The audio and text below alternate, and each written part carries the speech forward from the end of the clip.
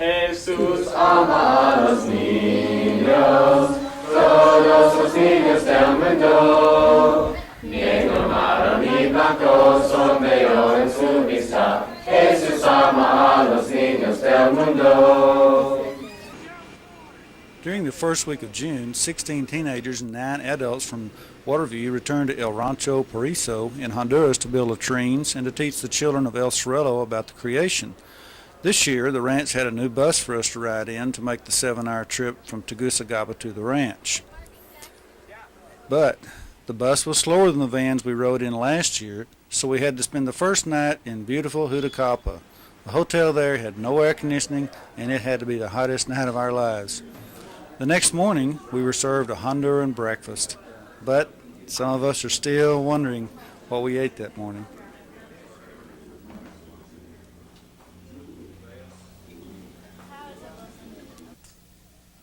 That afternoon, we went to the town of El Cerrito to meet the people and to tell them what we were going to be doing during the next week.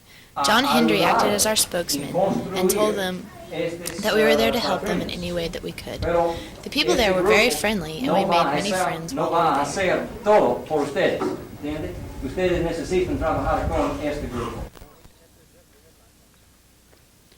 The next morning we worshipped with this at the small church at the ranch. We just loved to hear their songs, even though we didn't understand a word of what they were singing.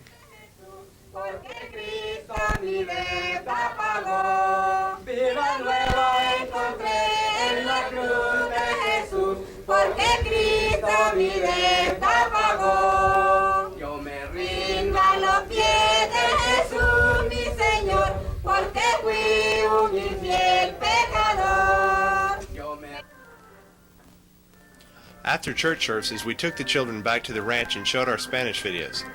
This year we showed them the videos about the creation and Noah's Ark. This was probably the first time some of them had seen television or heard the story of the creation. Then we sang our Spanish songs to them, and they surprised us by singing us one of their Spanish songs.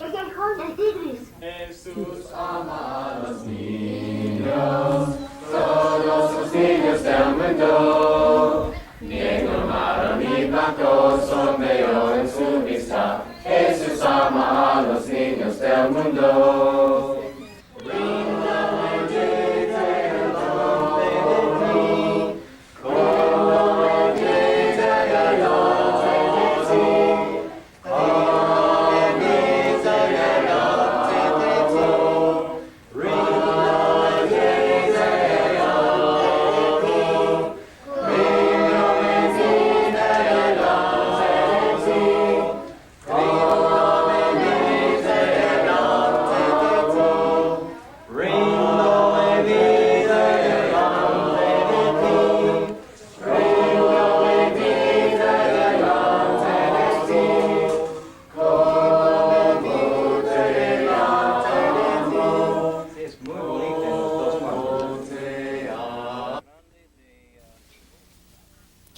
On Sunday afternoon, we visited the village of Pacura.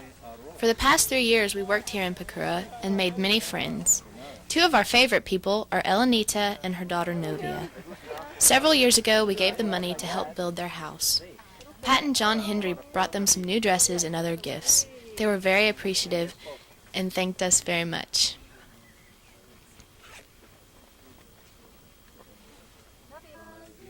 We also visited with Sebastian, the blind man whom we have all grown to love.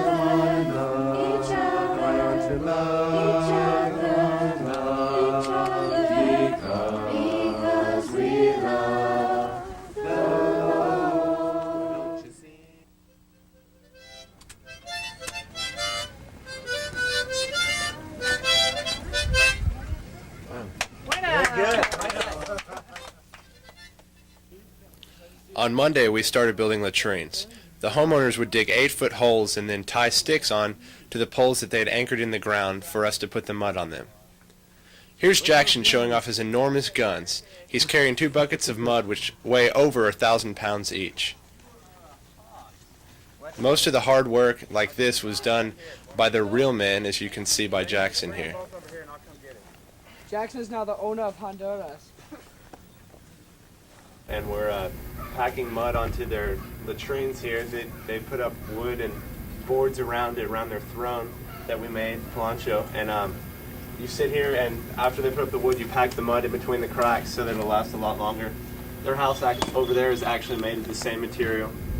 They did the same thing that we're doing here. It's lasts a very long time. It's pretty fun. Mud es muy bien. It smells a bit better. Yeah, if you were here, you'd know the smell. It's yeah, good stuff. I think pig or horse, one of the two. You just mix it together and it sticks. So that's what we're doing. Each day we split up into 2 groups, and here you can see the girls mixing the mud, doing the dirty work, of course. And usually we would mix the mud, and then we would throw it over to the boys, and they'd pack it. And it was a pretty good system. It was super duper hot though, and we mixed everything under the sun in that mud, dirt, grass, Manure. yeah, and it was gross. As you can see here, we're all getting super duper dirty, and the girls would pack the mud and walk it over to us, and the guys would take the mud and pack it on the wall, and it was a real good system. We had this is the expert group here. We built about 3 times as many latrines as the other group, but I got to give them a hand. They did work some, but we majorly showed them up. There you can see Mary do a shot put of mud to the back. This is the other group at their everyday pace of basically doing nothing. There's Rick, and he's a super duper worker. He's packing sticks in with the mud so the mud He would is make me a it. stick boy. This year, Dr. Wilson Howell went with us on the trip again. Here we see some of the worst set of teeth in all of Honduras. Fortunately, not everyone's teeth look this bad. His only treatment, though, was to pull the teeth. For many of the Hondurans, this was the first time they'd ever seen a dentist. Dr. Hamburger pulled close to 200 teeth in 4 days. Here we see some of his work. Some of the patients had bad teeth, but others had really good teeth, and their treatment was not always pulling teeth with or without blood. Very pretty smile.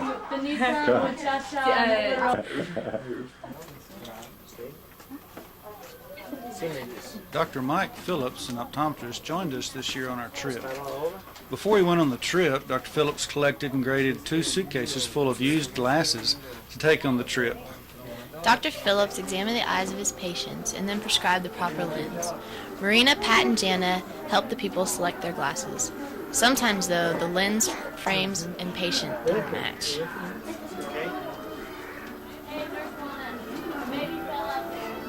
¿No es claro? Este es claro, pero este no es claro.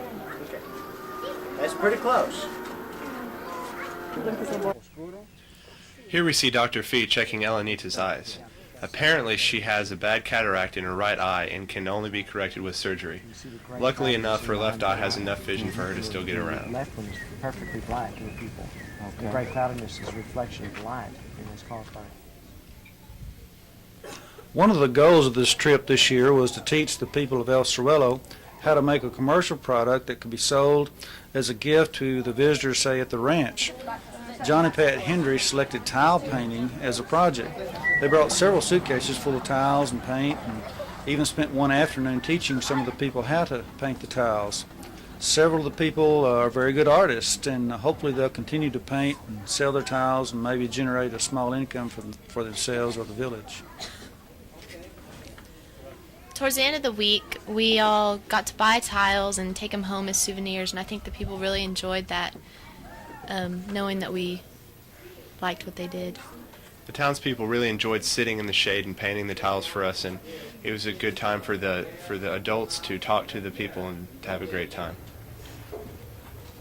This year, the teenager performed a puppet show about the creation for the school children. Now let's listen to them for a few seconds. Déjame coger mi Biblia. Quiero leer cómo Dios, el Padre de Jesús, hizo las estrellas, el sol, la luna y la tierra. Maravilloso. Tengo una canción más si desean cantarlo. Sí, sí. El tercer canción es la creación hecha por Dios. Todo el mundo canten, por favor. A lo mejor la clase quieren cantar con nosotros este tiempo.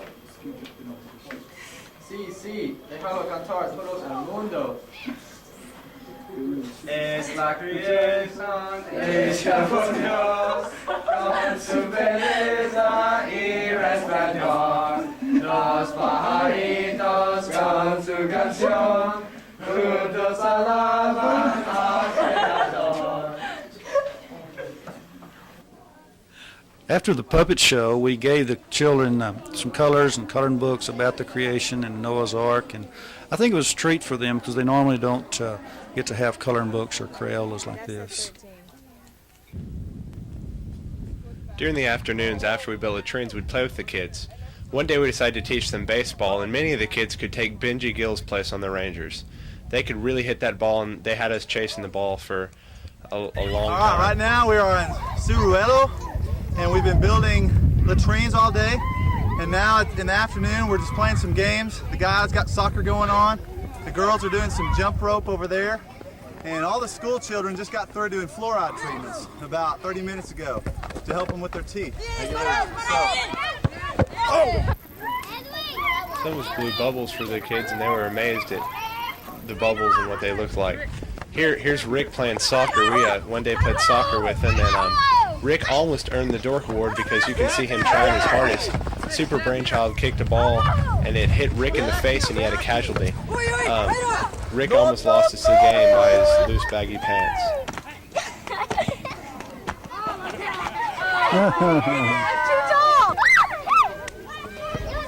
This is one of the most fun parts of the afternoon, was playing with the kids with the bubbles, and here I am running. I didn't think many of the kids were following me, but they were all just running after me trying to chase the bubbles, and it was a lot of fun.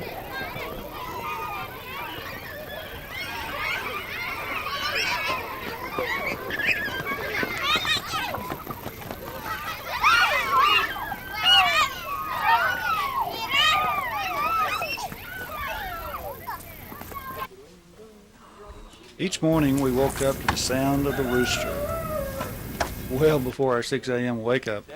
We always had a personal quiet time from 6 until 6:30, and of course we always recognized the dew of the day. Here we are on the favorite places to hang out. It's on the porch, especially in the hammocks if you can ever find one. Mary. And this is my food. And Heather. This is Heather. And this is their food. This is for 2 days. The cooks at the ranch prepared us some delicious Honduras meals almost every day. For breakfast, we usually had rice and tortillas. And for lunch, we had tortillas and rice. But our favorite meal had to have been the fish heads, because man, they were delicious, and man, did they look good. One night we sent the cooks home early, and we cooked them a nice, delicious American meal, and yeah, you guessed it, spaghetti. But we think they liked it. Gracias. Good. I think you need to stop grinding your teeth. I think you're grinding. That's probably why you have jaw problems. If you'll stop grinding just for a little while. Ma'am. Ma'am. Yeah. It's your bruxism. Ma'am. Stop that continuous grinding. Thank you. It's better. Rainstorm. My bed's not too wet. I'm sleeping in it. Okay. It rained so hard one night, we thought a hurricane was coming. The roof leaked so bad that it flooded 2 of our rooms and got practically everyone to bed's wet. It sure was an experience. A couple of times I thought David was going to lose his cool, but being the dork that he is, he remained pretty calm throughout the whole disaster. Marvin and Pepe got up on the ladder, as you just saw, and were trying to move the tiles around so they wouldn't leak as bad. We ended up all having to move into one cabin. When the guys were originally in 2 cabins and the girls were in 2 cabins, there ended up only being 1 guy cabin, 1 girl cabin. Luckily, Chris brought us the girls some new sheets so they'd have a dry bed for the night.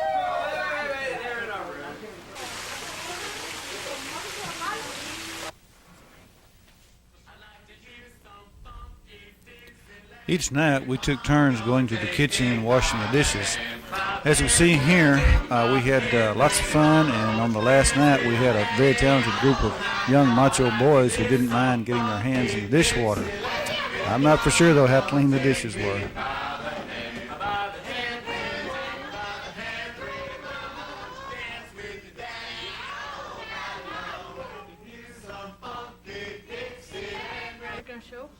Yeah.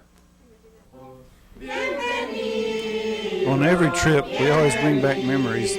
Some memories, though, we would probably like to forget. But we'll never forget the dorks of the day, Mark and Heather and Mary and Jeff. And we'll never forget the 9-hour bus ride back to Tegucigalpa to go home. Some of us were literally wiped out on that trip.